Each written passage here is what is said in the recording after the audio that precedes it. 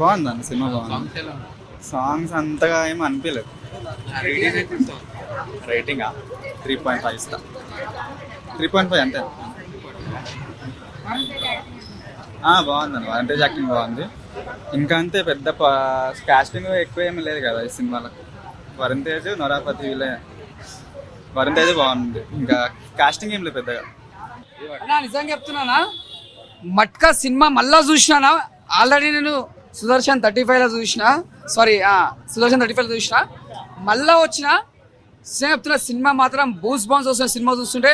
అసలు చెప్పాలంటే mega family నుంచి మళ్ళా ఒక మన వరుణ్ తేజ్ గారిని యాక్టింగ్ చూస్తే మాత్రం ఇచ్చి పడేసిండు.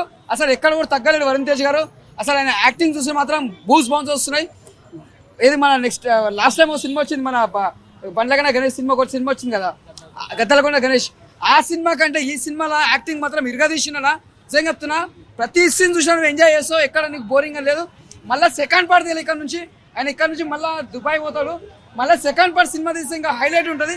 డైరెక్టర్ తీసిండు, బాగా తీసిండు. ఇంకా బాగా తీస్తుండే సినిమా మాత్రం ఇంకొక లెవెల్లో ఉంటుండే, ఒక KGF లెవెల్లో ఉంటుండే. ఆడికైనా బాగా పర్వాలేదు, బ్యాక్గ్రౌండ్ మ్యూజిక్ కానీ, స్క్రీన్ ప్లే కానీ, డైరెక్షన్ కానీ చాలా బాగా చేసిండు డైరెక్టర్ గారు. బాగాలే కానీ సినిమా కరెక్ట్ కోసం చూడమని సినిమా ఎందుకు బాగా చెప్తారు. సినిమాలో వరుణ్ తేజ్ గారు చెప్తున్నా, యాక్టింగ్ మాత్రం హ్యాట్స్ ఆఫ్ చెప్పొచ్చు. చాలా బాగా చేసిండు, ప్రతి ఒక్కరు యాక్టర్స్ చాలా బాగా చేసారు, ఎక్కడ కూడా బోరింగ్ లేదు. సినిమా మాత్రం బ్లాక్ బస్టర్. స్టార్టింగ్ లో వాళ్ళకి అర్థం కాదు, తర్వాత చూస్తే అర్థమవుతుంది. సినిమా అంతా బాగుంది. స్టార్టింగ్ లో పోకిరిలో మనం చూస్తా కూడా అర్థం కాదు, అదేంది మనకు ఫస్ట్ టైంలో అర్థం కాదు. తర్వాత పెద్ద బ్లాక్ బస్టర్ అని ఈ మట్కా సినిమా కూడా అట్లా బ్లాక్ బస్టర్ అవుతుంది. ఫస్ట్ లో వాళ్ళకి అర్థం కాదు, సెకండ్ నుంచి మాత్రం బ్లాక్ బస్టర్. మళ్ళీ ఒక మెగాస్టార్ తర్వాత, మళ్ళీ రామ్ చరణ్ తర్వాత, పవన్ కళ్యాణ్ తర్వాత అంటే వరుణ్ తేజ్ మళ్ళీ ఒక మంచి నటుడు అని చెప్పొచ్చు. మెగా ఫ్యామిలీ నుంచి మంచి బ్లాక్ బస్టర్ మూవీ. చెత్తగా ఉంది, పరమ చెత్తగా ఉంది. మ్యూజిక్ ఏం సాంగ్స్ ఉన్నాయండి? మ్యూజిక్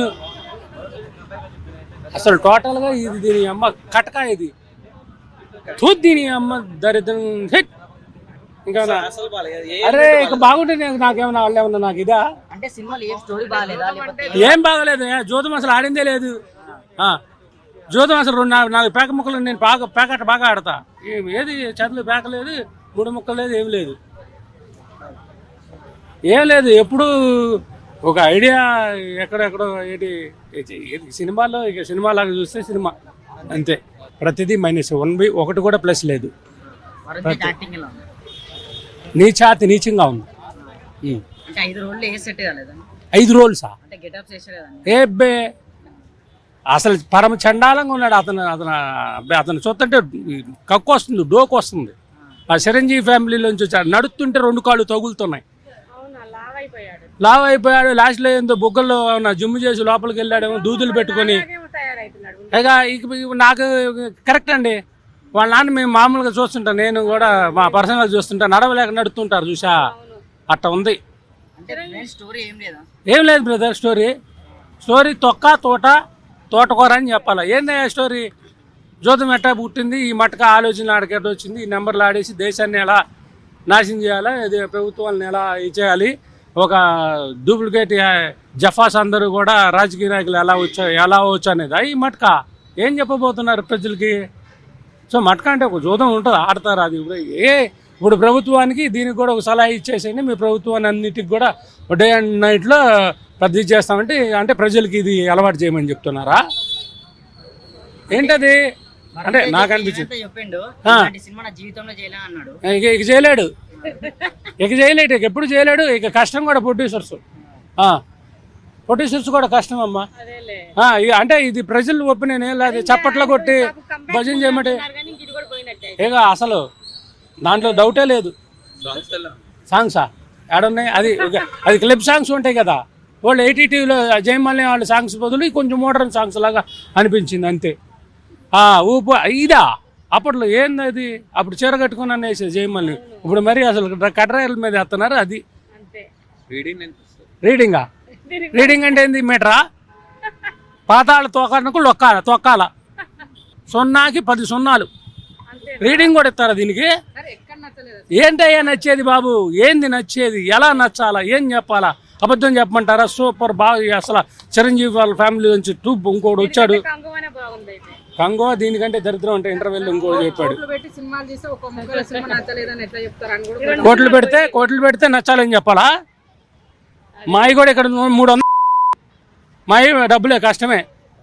ఇప్పుడు 15 థియేటర్లు 20 థియేటర్లు 30 థియేటర్లు 100 థియేటర్లు సంపాదించుకుని కోట్లన్నీ సంపాదించుకుంటున్నారు. సాయంకాలానికి మాలాంటి ట్యాక్ పెడితే అవుట్. కోట్లు పెట్టి తిత్తే ఏంది అంటే నేను బాగా అందంగా ఉన్నాను శ్రీదేవి బట్టలు ఒప్పుకొని తిరిగితే చూస్తావైంది జైలు కొడతారు. ఏం మాట్లాడతావా బాబును? కోట్లు పెట్టేది నా కోట్లు ఎందుకు అవుతాయి? రికమెండేషన్స్ ఎక్కువ ఇచ్చేసి అవి ఇచ్చేసి ఎవరికెవరికి అది బిజినెస్ అవుతుందని కోట్లా? అది కరెక్ట్ కాదు తమ్ముడు. మంచి సినిమా తీయాలా, ప్రజలు ఉపయోగపడేది తీయాలా, ఒక మెసేజ్ ఓరియంట్ తీయాలా, ఏదైనా తీయాలా సమాజానికి పనికి వచ్చేది. ఇలాంటియా ఎవరి ఒపీనియన్ వాళ్ళకు ఉంటుంది. నా ఈ సినిమా మీద నాకున్న ఒపీనియన్ ఇది, నా పర్సనల్ ఒపీనియన్. మట్కా అంటే ఇంకా స్పెషల్ చెబుతాను. బొచ్చు బొక్కడ మా నాన్న నేర్పిన ఓపెనింగ్ నేనే రాసి వచ్చేవాడిని. సాయంకాలం వెళ్ళి ఇంకో ఆట వచ్చేవాడిని. వచ్చి పోయి రానివ్వండి ఏదో నాకు ఇంక చెబితే అట్లా ఉండేది. అది ఇది చూపించారు. ఏదో చిన్న ఐడియాలజీ సినిమా టెక్నిక్స్ కానీ తెలియదు ఏముంది మనకి. అది ఇది పెడతారు అయిపోద్దా? గండని ఎగురు ఉండదా తమ్ముడు? భగవంతుడు నీకు 2 చేతులు నాకు 2 చేతులు ఇచ్చాడు కదా. నువ్వు హైట్ తక్కువ ఉన్నా ఎందుకు రిపోర్టర్ అయ్యా? నేను హైట్ 6 అడుగులు ఉంటే సరిపోయిందా? గుజ్జు లేకపోతే ఎందుకు? గుజ్జు కావాలా?